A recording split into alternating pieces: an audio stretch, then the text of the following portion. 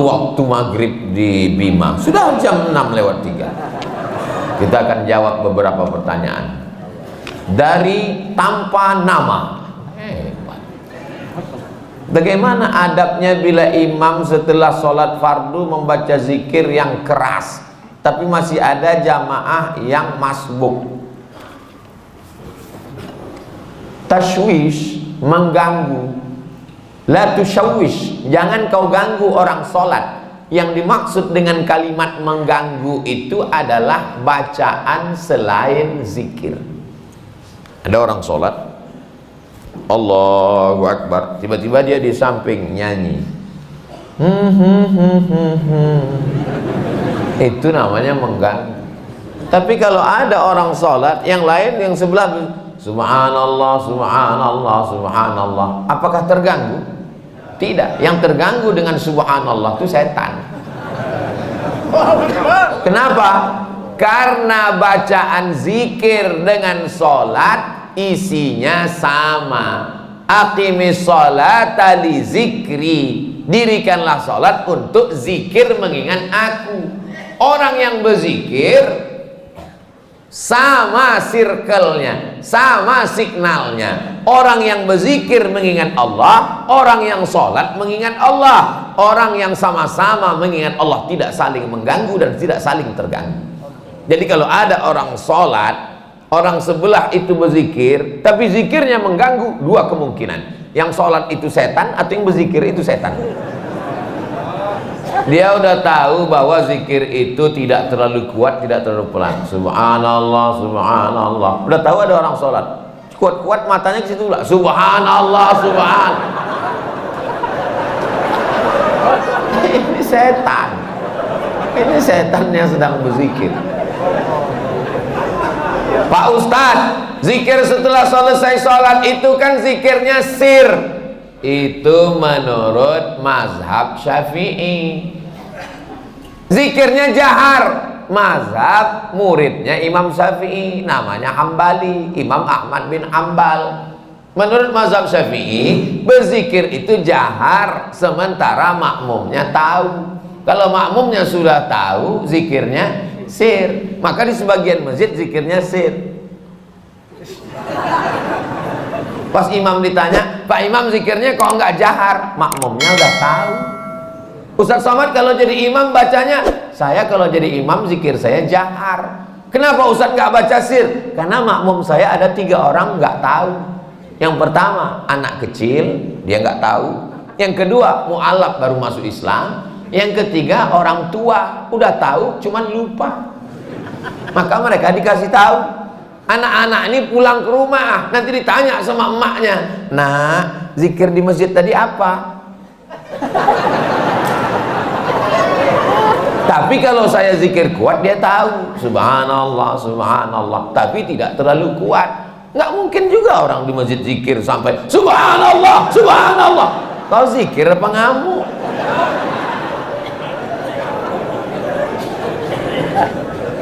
Jadi yang paling bagus adalah khairul umuri awsatuha, sebaik-baik perkara pertengahan. La tajhar bi sholatika, jangan suaramu terlalu melambung. Wala tukhafit biha, jangan pula terlalu tersembunyi. Wabtaghi baina dzalika sabila, carilah jalan tengah. Subhanallah, subhanallah, subhanallah. Ustaz Somad ngomong katanya bersuara jangan terlalu melambung tinggi. Ustaz sendiri kalau ngomong tinggi, saya biasa aja, sound systemnya bagus. Ini masjid bagus. Saya dikasih nasihat sama ketua DMI, Dewan Masjid Indonesia. Tolong Ustaz Somad kalau ceramah itu di mana-mana kasih tahu supaya perbaiki sound system. Karena 80% fungsi masjid ada sound system. Suara imam dengan sound system, suara khatib dengan sound system, suara ustadz ceramah. Kadang kita mau pengajian suaranya nggak jelas. Ada jenis mikrofon itu ustadz tuh suaranya seperti kumur-kumurnya.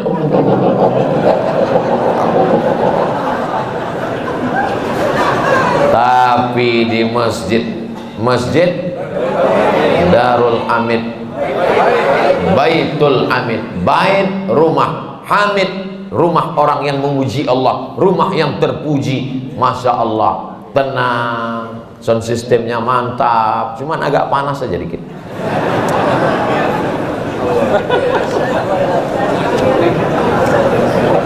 Negeri Bima memang luas. Pergi memancing ke Pulau Buru. Mengapa terasa panas? Karena Ustadz pakai baju baru. Assalamualaikum. Waalaikumsalam warahmatullahi wabarakatuh. Salam kenal Pak Ustadz. Salam kenal juga. Saya dari Saudi arah Bima. Ada orang sholat 60 tahun, tidak ada satupun sholatnya yang diterima karena mereka tidak meluruskan ruku dan sujud. Ruku dan sujud yang bagaimana yang benar itu Pak Ustadz Somad? Irji ila salatika fa innaka lam tusalli. Ulangi salatmu karena salatmu tidak sah. Sahabat itu pun mengulangi salatnya. Irji ila salatika fa innaka lam tusalli. Ulangi salatmu karena salatmu tidak sah. Sahabat itu pun mengulangi salatnya. Irji ila salatika fa innaka lam tusalli. Ulangi salatmu karena salatmu tidak sah. Dia pun mengulangi salatnya. 3 kali dia ulang.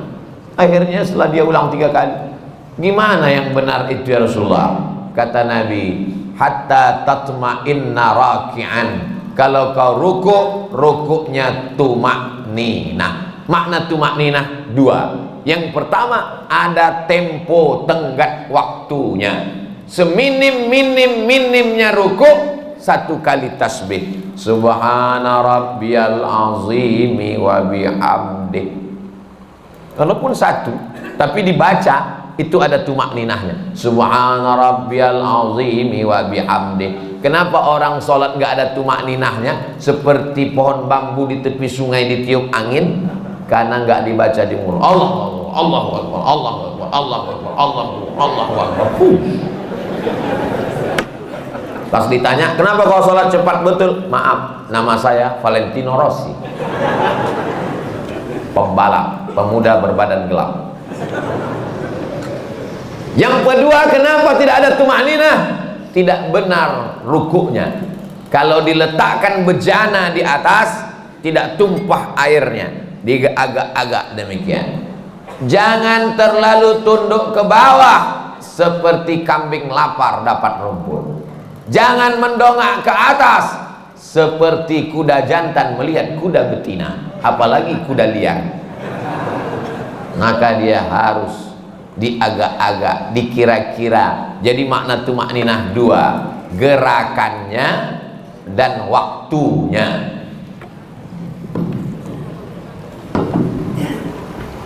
Allahu Akbar. Subhana rabbiyal azimi wa bihamdi. Subhana rabbiyal azim. Tidak terlalu menunduk ke bawah, tidak terlalu mendongak. Jangan rukuknya mendongak. Lalu kemudian sujud, hatta tatma'inna sajidan. Kalau engkau sujud, sujudnya juga tumakninah. Ujung kaki 2, ujung lutut 2, tapak tangan 2, kening 1. Nggak ada orang keningnya 2, menempel ke bawah. Ini kening. Apakah hidung juga wajib disentuhkan? Kening ke lantai wajib, hidung mustahab, dianjurkan. Yang paling bagus hidung. Cuman beda kita dengan orang Arab. Orang Arab tuh nggak terlalu terpaksa, kena dia. Kita memang agak kita paksakan dia. Mohon maaf, yang besek jangan tersinggung. Ini saya cerita tentang saya nih maksudnya. Jadi masalah hidung kena itu mustahab, dianjurkan. Bagaimana kalau orang pakai peci sampai keningnya tertutup? Ada orang pakai peci gitu. Makanya sebagian orang kadang kalau mau sholat dinaikkannya ke atas. Supaya menempel ke bawah. Afdolnya demikian. Bagaimana kalau ada orang keningnya tertutup? Maka sesungguhnya kain pada bagian tubuh yang menutupi tidak membatalkan sholat. Mana dalilnya? Karena ada seorang sahabat Nabi sedang sholat, dia ambil ujung jubahnya, dia tutupkan ke atas pasir, karena dia tidak mau keningnya menempel ke pasir karena panas, terik, nggak ada sajadah. Sholat dia, pas mau sujud, ujung jubahnya dia sujud di atas. Itu dalil boleh menempelkan ke kain yang menempel ke badan, tapi kurang afdal. Yang afdal adalah menyentuh. Begitu yang diajarkan Nabi. Kenapa orang bisa tasbihnya itu cepat sekali? Karena tidak diucapkan di mulut. Kalau diucapkan di mulut pasti pelan. Subhana rabbiyal a'la wa bihamdi. Subhana rabbiyal a'la. Subhanakallahumma wa bihamdika. Tasbih kita pelan itu karena diucapkan. Subhanallah, subhanallah, subhanallah, subhanallah. Jadi kalau ada bapak ibu lihat ada orang cepat sekali, itu karena nggak diucapkan.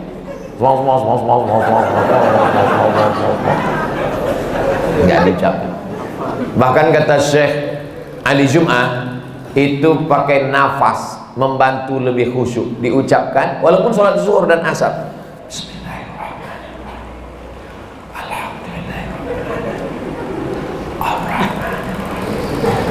Pakai nafas dan diucapkan.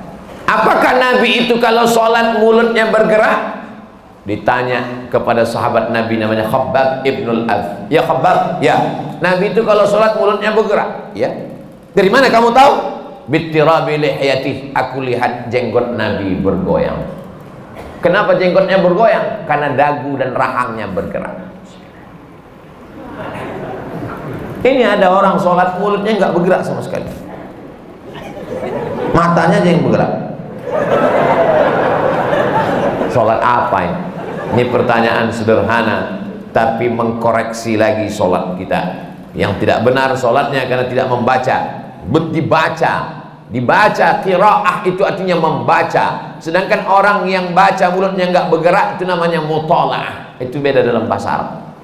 Kalau bergerak membaca, makanya qiraatul Fatihah membaca. Bismillahirrahmanirrahim. At-tahiyatul mubarakatus shalawatut thayyibat. Assalamu alayka ayyuhan nabi wa rahmatullahi wa barakatuh. Wassalamu alayna wa ala ibadillahi shalihin. Asyhadu an la ilaha illallah wa asyhadu anna Muhammadar Rasulullah.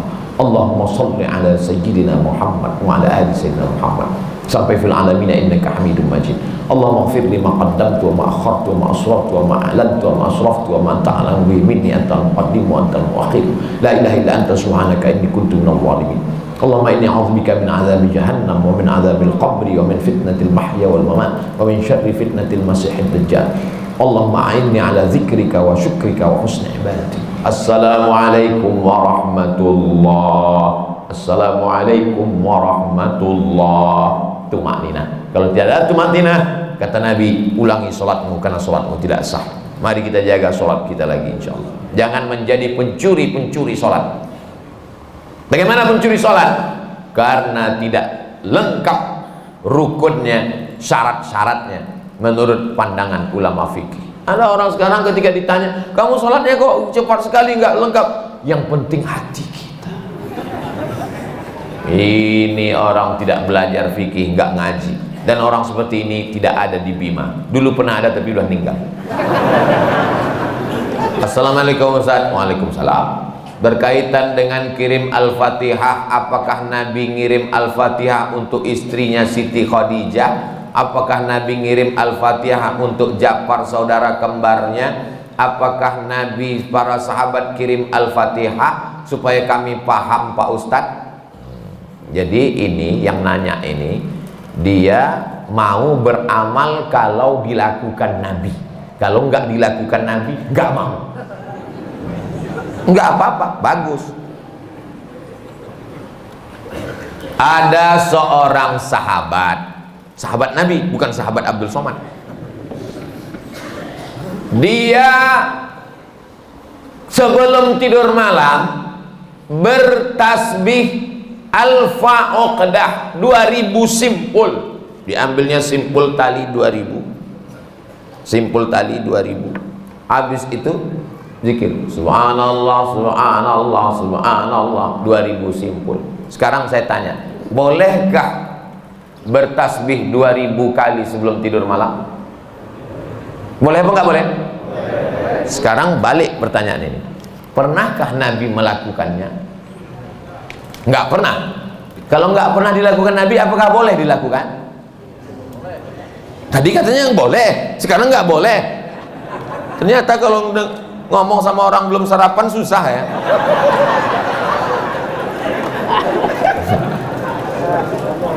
Oke, contoh kasus yang kedua. Ada seorang imam mazhab. Tadi yang bertasbih 2000 kali sebelum tidur itu sahabat Nabi, namanya Abu Hurairah. Sahabat Nabi. Di mana bisa dibaca biografinya? Dalam kitab Syiar A'lam An-Nubala. Siapa yang nulis? Imam Az-Zahabi, Imam Ahlus Sunnah wal Jamaah. Contoh yang kedua. Da'autu lisyafi'i fi salati arba'ina sanah. Saya mendoakan guru saya Imam Syafi'i fi salati, dalam salat saya arba'ina sanah, 40 tahun. Rabbighfirli wali walidayya wali Muhammad bin Idris Asy-Syafi'i. Bolehkah mendoakan Imam Syafi'i 40 tahun? Boleh. Sekarang pakai logika ini. Pernahkah dilakukan Nabi? Nggak pernah. Kalau nggak pernah dilakukan Nabi berarti nggak boleh. Ini pertanyaan tingkat tinggi. Apakah mesti disyaratkan, mesti dilakukan Nabi dan sahabat? Puasa Nabi Daud, pernahkah Nabi melaksanakan puasa Nabi Daud secara berterusan? Yasumu yauman wa yuftiru yauman? Nggak pernah. Tapi Nabi memujinya. Apa kata Nabi? Ahabbu saum ilallah saumi Daud. Puasa yang paling bagus adalah puasa Nabi Daud. Nabi tak pernah melakukannya. Jadi sunnah ada 3. Yang pertama sunnah fi'liyah, Nabi melakukannya. Yang kedua sunnah qauliyah, Nabi mengucapkannya tapi Nabi tak melakukannya. Ada jenis yang ketiga, sunnah takririyah, Nabi tidak melakukannya, Nabi tidak mengucapkannya, dilakukan orang lain, disetujui Nabi. Mana contohnya?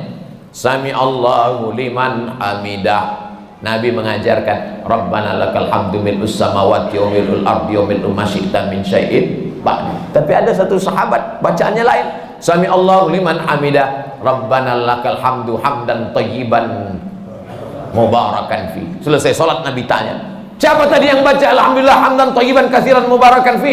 Aku enggak pernah ajarkan. Aku ya Rasulullah. Apakah Nabi marah? Aku enggak pernah melakukannya. Kenapa kamu pandai-pandai buat doa itu? Kau masuk neraka jahanam.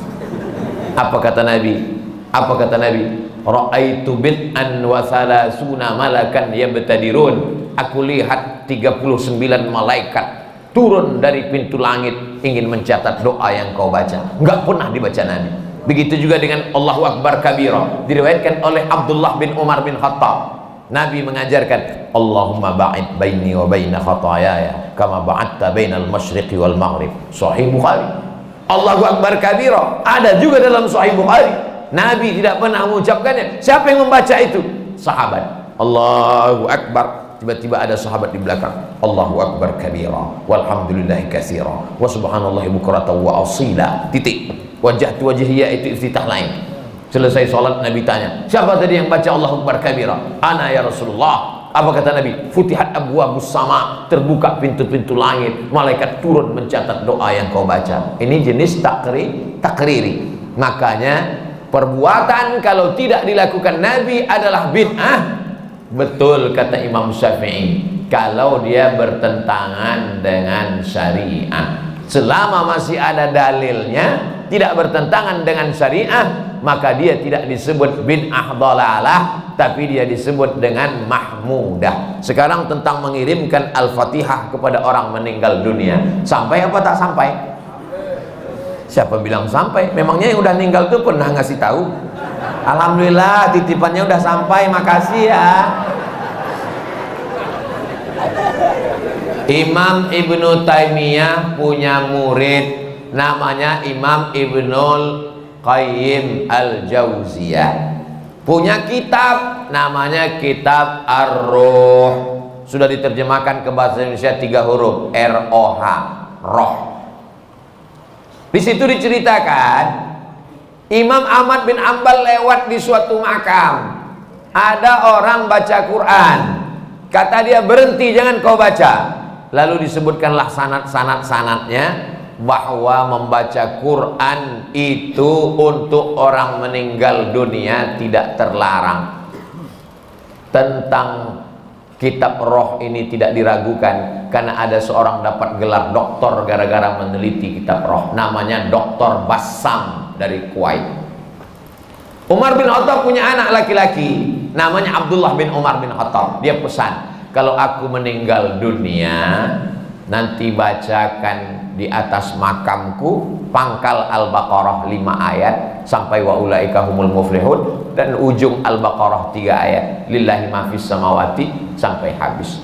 Pesan Abdullah bin Umar bin Khattab kepada orang nanti kalau aku sudah meninggal.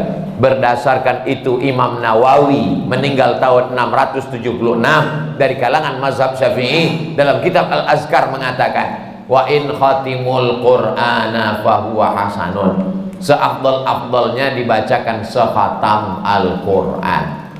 Kalau tidak sanggup sekhatam Al-Qur'an, likulli syai'in qalbun, segala sesuatu punya hati, wa qalbul Qur'an Yasin, hatinya Al-Qur'an adalah Yasin. Enggak sanggup juga Ummul Qur'an Al-Fatihah. Itulah dia dalil-dalil orang yang membacakan Quran. Kalau nggak setuju, jangan salahkan orang karena orang punya dalil. Saya nggak setuju, nggak usah lakukan. Yang tidak boleh itu adalah tidak ada ulama satupun yang membolehkan, dia membuat sendiri. Nah, itu nggak boleh. Imam Nawawi, ini Imam Nawawi bukan imam sembarangan. Dia bukan selevel Imam Samudra, apalagi Imam S. Arifin. Imam Nawawi, kalau kita baca kitab pertama Sahih Bukhari, di bawah Sahih Bukhari Sahih Muslim. Imam Muslim muridnya Imam Bukhari. Kalau kita baca Sahih Muslim kita nggak paham, kita mesti baca kitab Al-Minhaj Syarah Sahih Muslim Ibn Al-Hajjaj Imam Nawawi. Imam Nawawi itu dalam kitab fikih, kitab besar Al-Majmu' Syarah Muhazzab, Raudatul Talibin wa Umdatul Muftin. Saya ngajar hadis arba'in, hadis paling sedikit kecil arba'in, Imam Nawawi. Hatam arba'in naik kitab Riyadus Shalihin, Imam Nawawi. Hatam Riyadus Shalihin naik lagi kitab Al-Azkar, Imam Nawawi. Membaca kitab Mustalah Hadis yang disyarah oleh Imam Suyuti, Tadribur Rawi, Syarah Takrib Nawawi.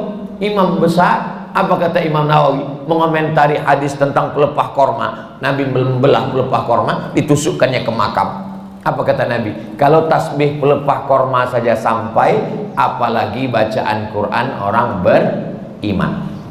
Nah, jadi pertanyaan ini memang simple, tapi ini ingin menggali dan menguji isi kepala Abdul Somad. Enggak apa-apa. Kalau nggak setuju, nggak usah lakukan. Tapi jangan salahkan, karena nanti takutnya di akhirat ketemu dengan Imam Nawawi malu. Banyak yang meremehkan merapatkan shop. Mohon pencerahannya Pak Ustadz. Man qata'a shaffan qata'ahullah. Siapa yang memutuskan shop, maka Allah memutuskan hubungan dengan dia. 2. Sawwus sufuf, luruskan shop. Fa inna taswiyatas sufuf min tamamis shalah, sempurnanya salat karena sempurnanya shaf. 3. Fa inna taswiyatas sufuf min iqamatis shalah, sempurnanya shaf tegaknya salat. Berarti kalau shaf tidak lurus tidak tegak salat. Yang keempat, la takhtalifu fakhtalafat qulubukum, jangan sampai shaf kamu bengkok karena hati kamu menjadi bengkok. Yang kelima, kalau ada celah, saddul furaj, tutup celah. Saddul halal, tutup celah. Celah kaki tutup, kaki rapat dengan kaki, bahu rapat dengan bahu. Bahu rapat dengan bahu nggak masalah. Bahu saya dengan bahu bapak karena ada lapis, apalagi baju baru ini nggak terlalu terasa. Yang agak masalah dikit kalau kaki rapat dengan kaki, karena nggak semua orang nyaman. Saya kalau ada orang merapatkan kakinya dengan kaki saya nggak apa-apa, karena saya orangnya nggak terlalu sensitif. Tapi ada orang yang kulitnya tipis, dia kalau kakinya kena, dia seperti kena kecoa. Jadi kalau teman di sebelah kita itu kita rapatkan kaki, dia geser, jangan rapatkan lagi. Karena kalau kita geser nanti dia geser lagi, dia geser lagi. Imam udah mau waladhdallin, kita masih ngurus kaki.